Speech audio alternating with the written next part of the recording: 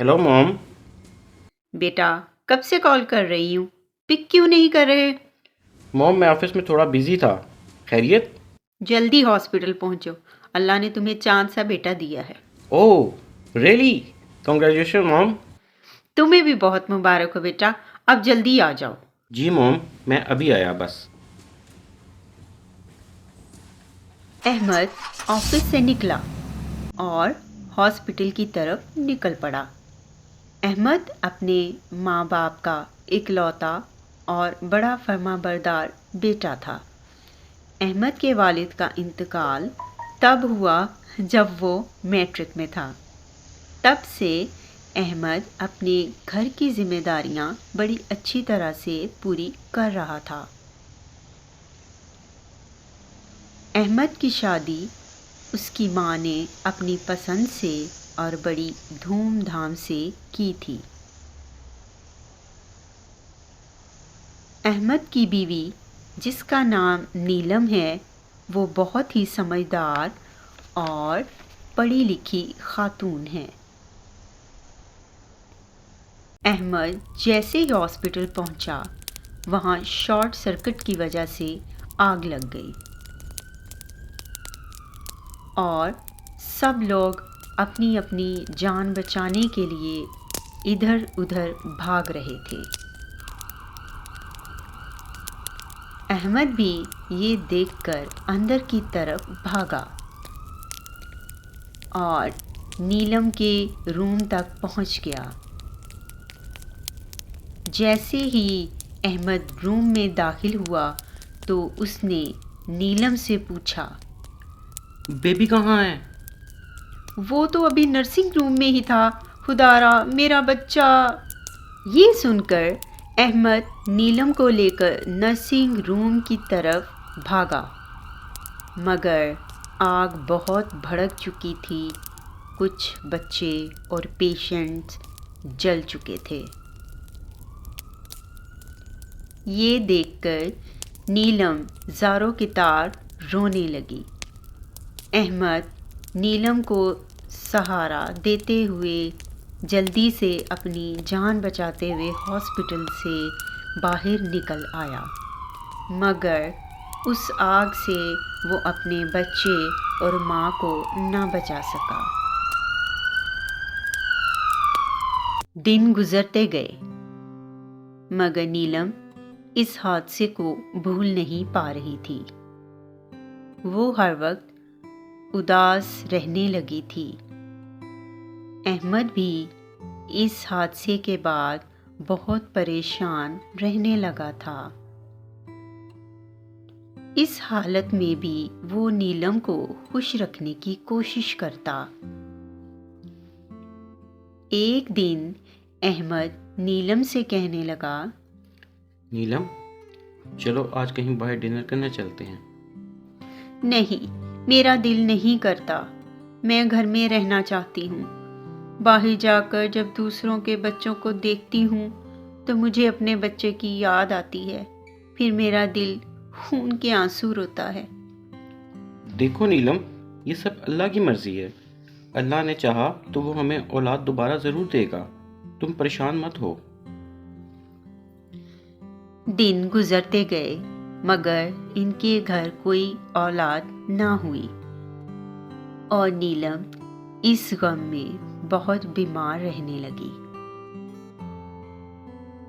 उसकी ये हालत देखकर अहमद ने एक बच्चा एडॉप्ट करने का सोचा। नीलम, क्यों ना हम एक बच्चा अडॉप्ट कर लें? ऐसे तुम भी पहले से बेहतर हो जाओगी। ये सुनकर नीलम के चेहरे पर खुशी सी झलकने लगी, जैसे अहमद ने उसके दिल की बात कह दी हो। और नीलम झट से बोली, अहमद, अगर आप ऐसा कर दें तो मैं आपका एहसान कभी नहीं भूलूंगी। अहमद ने यतीम खाने से एक बच्ची को गोद ले लिया। एनी बहुत खूबसूरत थी। दोनों एनी को बहुत प्यार करते और उसकी हर ख्वाहिश को पूरा करते। एनी के आ जाने से जैसे दोनों की जिंदगी में बहार आ गई हो। अहमद चूंकि एक मेहनती और ईमानदार इंसान होने की वजह से अपने बॉस का बहुत फेवरेट था। इस वजह से ऑफिस के बाकी एम्प्लॉय उसको अच्छा नहीं समझते थे और उससे जेलस होते थे। इन्हीं में से एक एम्प्लॉय बंटी भी था। वो अक्सर अहमद को बॉस की नज़रों में नीचा दिखाने की कोशिश में लगा रहता था। एक दिन अहमद के बॉस ने उसे अपने कैबिन में बुलाया और कहा, अहमद, ये 50 लाख रुपए हैं, इनको बैंक में डिपॉजिट करवा दो। सर अभी तो क्लोजिंग टाइम है, मैं सुबह जमा करवा दूंगा। ठीक है, मगर सुबह याद से जमा करवा देना और ये रकम अपने पास हिफाजत से रख लो। राइट सर, मैं सुबह लाजमी जमा करवा दूंगा।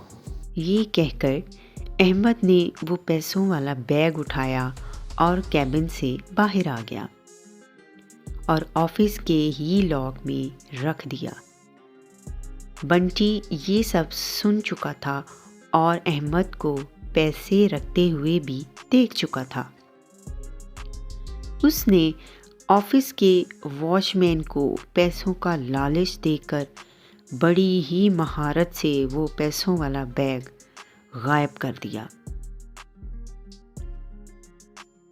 और यूं सारा इल्ज़ाम अहमद पर आ गया कि उसकी इन पैसों पर बहुत नीयत ख़राब थी, इसलिए उसने वो पैसे चोरी कर लिए हैं। अहमद, तुम मेरे एक ईमानदार एम्प्लॉय थे। मैंने तुम पर भरोसा किया था और इतनी सारी रकम तुम्हारे हवाले कर दी, मगर मुझे नहीं पता था कि तुम इस रकम को देखकर बेईमान हो जाओगे और ऐसा धोखा करोगे। नहीं सर, मैं ये काम कैसे कर सकता हूँ? मैं इतने अरसे से आपके ऑफिस में काम कर रहा हूँ। आप मुझे जानते नहीं क्या? मैं ये काम कभी भी नहीं कर सकता। मैंने तो वो बैग सेफली अलमारी में रख दिया था। उसके बाद मुझे नहीं पता कि वहाँ कौन आया और क्या हुआ। प्लीज़ मुझे माफ़ कर दें। इंस्पेक्टर साहब, अरेस्ट हिम।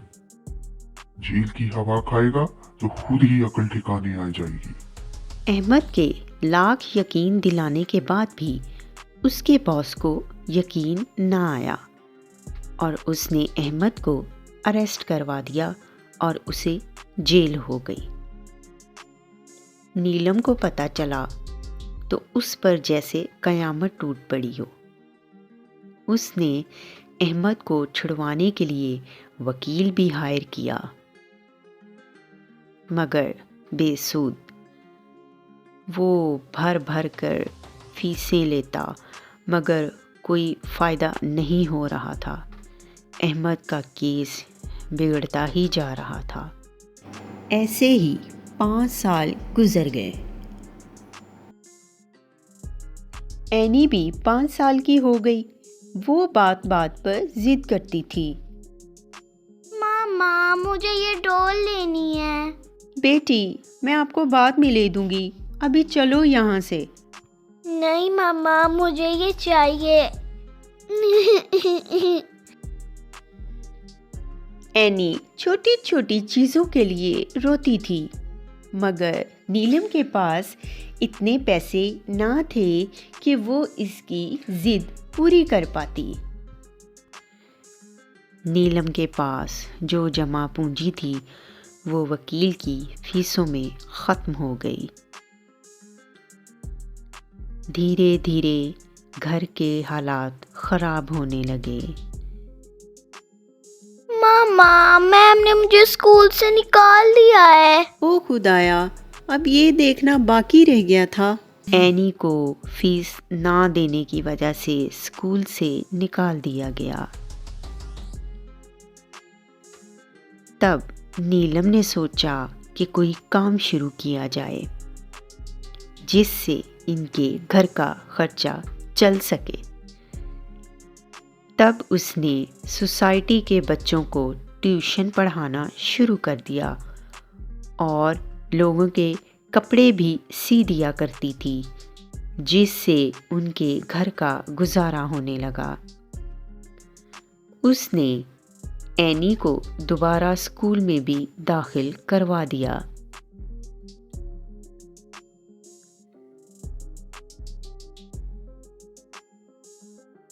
काफ़ी साल गुजर गए। मेहनत करते करते उसके बालों में सफ़ेदी आ चुकी थी और एनी भी बड़ी हो चुकी थी। मामा, आप इतना काम मत किया करें। बचपन से देख रही हूँ आप हर वक्त काम करती रहती हैं। बेटी, काम नहीं करूँगी तो घर का किराया, बिल, खर्चा ये सब कहाँ से होगा? और तुम्हारी पढ़ाई भी तो अभी बाकी है। मामा, मैं अब पढ़ाई के साथ जॉब भी करूँगी। मुझे बहुत तकलीफ होती है जब आपको इतना काम करते देखती हूँ। मुझे जॉब मिल गई ना तो मैं आपको कोई काम करने नहीं दूंगी। जीती रहो मेरी बच्ची, अल्लाह तुम्हारी मदद करे। उधर अहमद भी जेल में सज़ा काट रहा था, मगर अहमद बाकी कैदियों की निस्बत बहुत ही नेक और शरीफ इंसान था।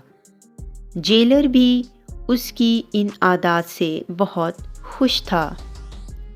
एक दिन जेलर अहमद से कहने लगा, अहमद, मुझे नहीं लगता कि तुमने कभी चोरी की होगी। जी सर, मैं चोर नहीं हूँ। किसी और ने अपना गुनाह मेरे सर डाल कर मुझे जेल भिजवा दिया। व्हाट? कैसे? यूं अहमद ने अपनी सारी कहानी जेलर को सुनाई। और मेरी बीवी तंग हालात की वजह से मेरी ज़मानत ना करवा सकी। अहमद, मैं तो पहले ही सोच रहा था कि तुम जैसा शरीफ और नेक इंसान चोरी कैसे कर सकता है। अब तुम अपनी बाकी जिंदगी जेल में नहीं काटोगे। मेरे बेटे का नाम शामिर है। He is a successful lawyer. मैं उससे बात करूंगा, वो तुम्हारे लिए काम जरूर करेगा। ये सुनकर अहमद के चेहरे पर खुशी की किरण झलकने लगी। अगले ही दिन जेलर ने अहमद को अपने बेटे शामिर से मिलवाया। शामिर भी अहमद से मिलकर बहुत मुतासिर हुआ और अहमद से सारी कहानी सुनने के बाद उसको तसल्ली देते हुए बोला, अंकल, अब आप बिल्कुल फिक्र ना करें। अल्लाह ने चाहा तो हम केस जरूर जीतेंगे। अहमद ये सुनकर जैसे फिर से जी उठा हो। खुदा तुम्हारी मदद करे बेटा। यूं शामिर दिन रात अहमद का केस स्टडी करने लगा। एक दिन शामिर ने अहमद से कहा, अंकल, मुझे आपके कुछ डॉक्यूमेंट्स रिक्वायर्ड होंगे। वाई नॉट बेटा, तुम मेरे घर जाकर मेरी बीवी से ले सकते हो। शामिर अहमद के बताए हुए पते पर उसके घर पहुंचा तो वहां कुछ और ही मंजर था। बीबी, हमें नहीं पता, आज या तो घर का किराया दोगी या फिर घर ही खाली करोगी। भाई, मेरी बेटी काम ढूंढ रही है। जैसे ही इसे कोई काम मिलेगा आपके सारे पैसे दे दूंगी। ये देखकर शामिर को बहुत दुख हुआ और झट से बोला, मेरा नाम शामिर है और मुझे अहमद साहब ने भेजा है और ये पैसे भी भिजवाए हैं। हजरत, आप अपने पैसे लें और जाएं यहाँ से। शामिर ने मालिक मकान को पैसे देकर चलता किया। नीलम ये सब हक्का बक्का देख रही थी और पूछने लगी, तुम कौन हो बेटा? आंटी, मेरा नाम शामिर है। मैं अहमद साहब का वकील हूँ। अंदर आ जाओ बेटा। नीलम शामिर को अंदर ले आई। एनी बेटा, चाय ले आओ। शामिर नीलम को सारी बात बताने लगा और कुछ पैसे देते हुए उसे तसल्ली देने लगा। इतने में नीलम भी चाय ले आई। ये मेरी बेटी है एनी, ये भी LLB कर रही है। और जॉब भी ढूंढ रही हूँ, मगर हम जैसों को तो जॉब मिलना भी मुश्किल है, क्योंकि हमारे पास ना तो स्टेटस है और ना कोई रिकमेंडेशन। ऐसा नहीं है any. Anyways, if you don't mind, मुझे एक असिस्टेंट की जरूरत है। तुम ज्वाइन कर सकती हो मुझे एज अ असिस्टेंट? ये सुनकर नीलम और एनी दोनों ही खुश हो गईं और एनी शामिर की असिस्टेंट के तौर पर काम करने लगी और साथ साथ अहमद का केस भी स्टडी हो रहा था। यूं उनका अक्सर टाइम एक साथ गुजरता। आखिर वो दिन आ ही गया जब सारे गवाहों और सबूतों की बिना पर ये अदालत अहमद को बेकसूर साबित करती है और बाइज्जत बरी करती है और मुल्जिम बंटी और गार्ड को कैदे बामुशक्कत की सजा सुनाती है। यूं अहमद घर आ गया और सब एक साथ बहुत खुश थे। अहमद के घर आने की खुशी में एक पार्टी का एहतमाम किया गया, जिसमें अहमद के कुछ पुराने दोस्त भी मौजूद थे। पार्टी में जेलर साहब और शामिर भी शामिल थे। पार्टी को खूब इंजॉय किया जा रहा था। अहमद, हमें तो पहले ही पता था कि तुम बेकसूर हो। देर से ही सही, मगर चलो सच सामने तो आ ही गया। अरे वाकई अहमद बहुत नेक दिल इंसान है। आप देख लो किस तरह से एक यतीम बच्ची को अपना नाम देकर इतनी आला तालीम भी दिलवा रहा है। ये सुनते ही सब एकदम चौंके। एनी के लिए ये बहुत ही सरप्राइज था, सो वो वहाँ से रोते हुए चली गई। पार्टी खत्म हुई तो नीलम और अहमद उसके पास आए और बोले, एनी बेटा, तुम पार्टी से ऐसे क्यों चली आई? पापा, आपके दोस्त जो कह रहे थे, क्या वो सच है कि आप लोगों ने मुझे अडॉप्ट किया है? क्या मैं आप लोगों की बेटी नहीं? सच बताएं बाबा। ये कहकर एनी फूट फूट कर रोने लगी। एनी, ये बात सच है कि हमने तुम्हें अडॉप्ट किया है। अहमद सारी कहानी एनी को बताने लगा।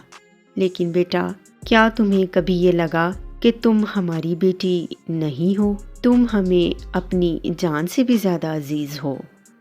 हाँ मामा, आप दोनों ने मुझे इतना प्यार दिया कि मुझे कभी ऐसा फील ही नहीं हुआ कि आप मेरे पेरेंट्स नहीं हैं। मैं आप ही की बेटी हूँ। आप मुझे अपने से कभी अलग मत करना।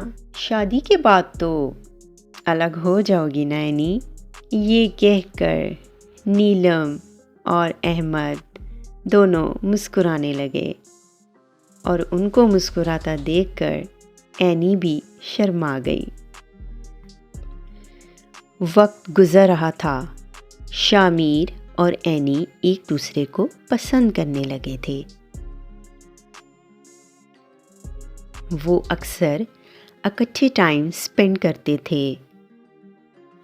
एक दूसरे की पसंद नापसंद को जानने लगे थे।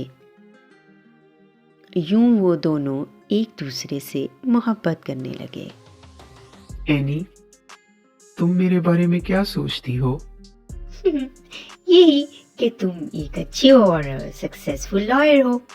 अरे वो तो मैं हूँ, बट ऐसे नहीं सोचती जैसे मैं तुम्हारे बारे में सोचता हूँ। तुम क्या सोचते हो मेरे बारे में? Annie, I like you and I wanna marry with you.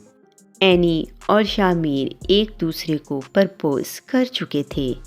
फिर एक दिन अहमद, मैं अपने बेटे की शादी तुम्हारे बेटे से करना चाहता हूँ। क्या तुम्हें ये रिश्ता मंजूर है?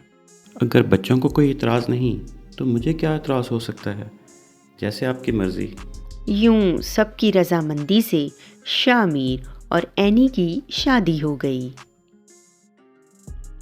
एनी एक बहुत ही सुलझी हुई और समझदार बहू की तरह अपने सास ससुर की खिदमत करती थी।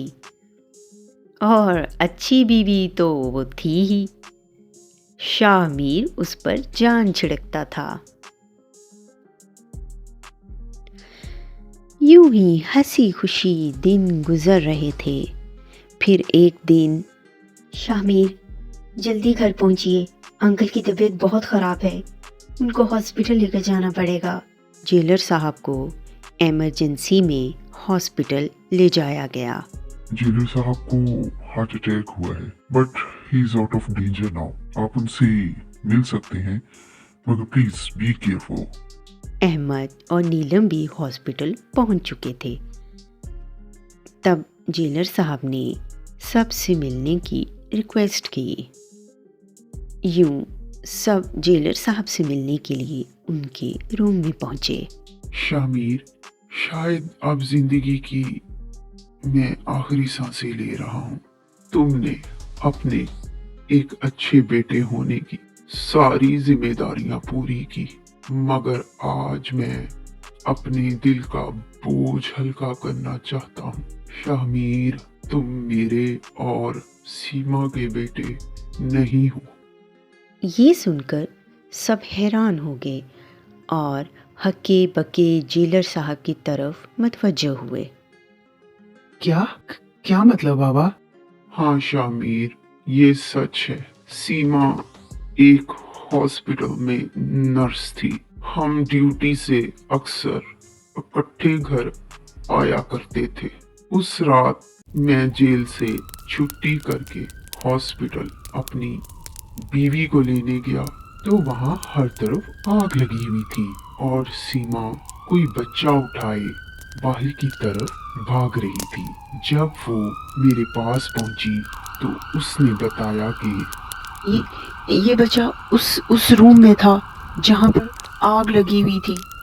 अगर मैं इसको उठाकर ना लाती तो ये भी जल जाता। अच्छा, ठीक है, चलो बस निकलने की करो यहाँ से। शामिर, तुम वही बच्चे हो।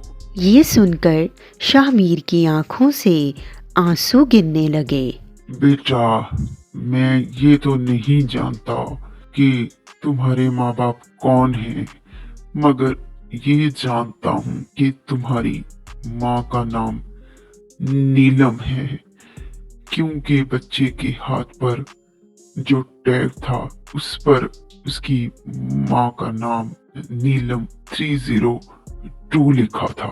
जेलर की ये बातें सुनकर सब शॉक थे और सब ज़ारों के दार रो रहे थे। तभी अहमद कुछ सोच रहा था।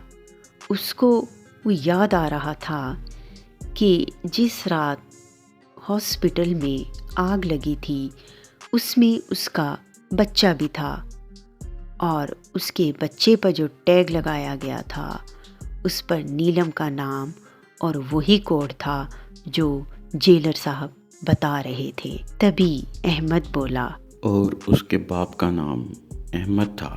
ये सुनकर सब चौंक गए और अहमद की तरफ देखने लगे। हाँ शामिर, मैं और नीलम ही तुम्हारे माँ बाप हैं। फिर अहमद ने उस रात का वाक़या सुनाया जब हॉस्पिटल में आग लगी थी। हॉस्पिटल के रूम में एक अजीब ही समा था। आज सरप्राइज़ ही सरप्राइज़ मिल रहे थे। अहमद और नीलम अपने बच्चे को पाकर खुशी से फूले नहीं समा रहे थे। सब एक दूसरे से मिलकर बहुत खुश थे। तभी एनी बोली, तो मामा, आप मैं आपको सासू माँ बुलाऊं या मामा? ये सुनकर सभी हंस दिए।